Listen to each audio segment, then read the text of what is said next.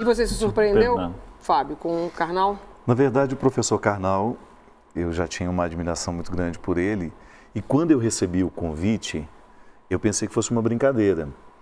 Porque nunca me passou pela cabeça a possibilidade de discutir fé com ele. Você já tinha lido o livro do Humberto, do Cardial? Já tinha. Eu conhecia e já tinha visto algumas coisas que ao longo da minha vida, como ele mesmo disse, né, que pareciam muito mais embates do que trocas de experiências. Eu me reporto muito à Ágora, a praça grega onde começou a filosofia, que era justamente a troca de experiências, que entre uma troca de mercadoria e outra, alguém falava da vida. E para mim foi uma experiência muito interessante, porque eu tive a oportunidade de colocar as minhas crenças, que eu acho que é um pouco diferente da minha fé, numa oportunidade de conversar sobre elas com alguém que não acredita da mesma forma. E isso lança luzes diferentes sobre o meu crer, né?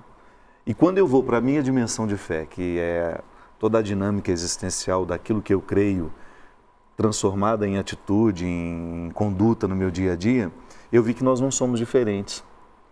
Enquanto crença, sim, mas enquanto homens de fé, não. Porque Karnal tem uma fé muito natural na vida, no conhecimento, na arte. Sim. E isso nos aproximou muito.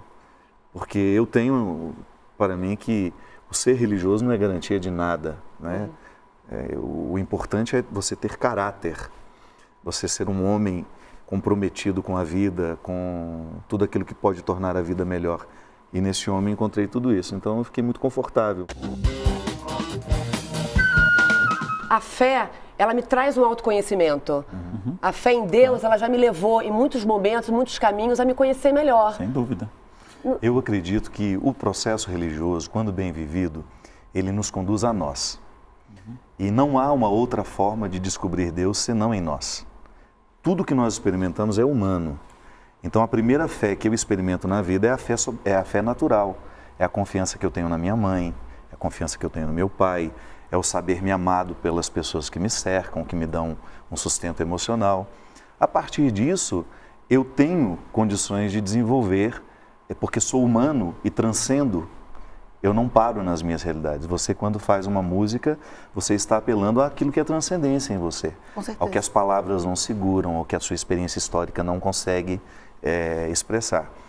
Quando eu vou para o contexto da fé sobrenatural, eu estou entrando justamente no contexto do meu autoconhecimento, porque aquilo que refere a mim e que me joga para fora, depois me devolve. Eu sempre compreendo assim, acompanhando o processo religioso das pessoas, eu vejo que quando bem vivido, ele provoca uma espiritualidade, que é um sopro interior que lhe faz ter fé na vida, acreditar, de você vencer com mais facilidade os processos tortuosos da existência. Então, ali que a fé faz E diferença. o brasileiro é um povo de fé? Porque a gente não é, claro, a gente fez um povo fala na Avenida Paulista, não é um número expressivo, mas eu tenho essa impressão que o brasileiro é um povo de fé. Você anda muito mais pelo Brasil do que eu. Eu viajo pelo Brasil, trabalho o tempo todo com discurso religioso, muito embora faça um esforço de que esse discurso religioso seja humano o tempo todo, eu não consigo conceber um Deus que não fale a minha língua. Eu vejo que há uma religiosidade muito natural no Brasil, mas eu vejo uma escassez de verdadeira espiritualidade, que é quando aquele conjunto de crenças se transforma num sustento existencial que faz com que aquela pessoa seja capaz de optar pelo que é bom, pelo que é verdadeiro, pelo que é justo. Então, às vezes, eu vejo uma religiosidade à flor da pele que não transforma a vida, dentro, né? que não transforma a vida. São as famosas bancadas que se dizem cristãs no Congresso Nacional, Sim. que estão atreladas ao processo de corrupção.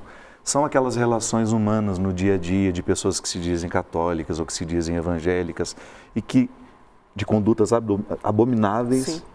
São aquelas pessoas que ainda trabalham na lida com seus funcionários de maneira desonesta, de maneira cruel e se dizem religiosas. Então, essa religiosidade que às vezes nós encontramos, ela não significa Eu diria que muitas vezes espiritualidade. andamos encontrando. Ela não significa espiritualidade. Não, eu queria aproveitar o mote do livro de vocês, que eu acho que mostra que o diálogo é um convite à aproximação e não à briga, né? Não ao litígio, digamos assim.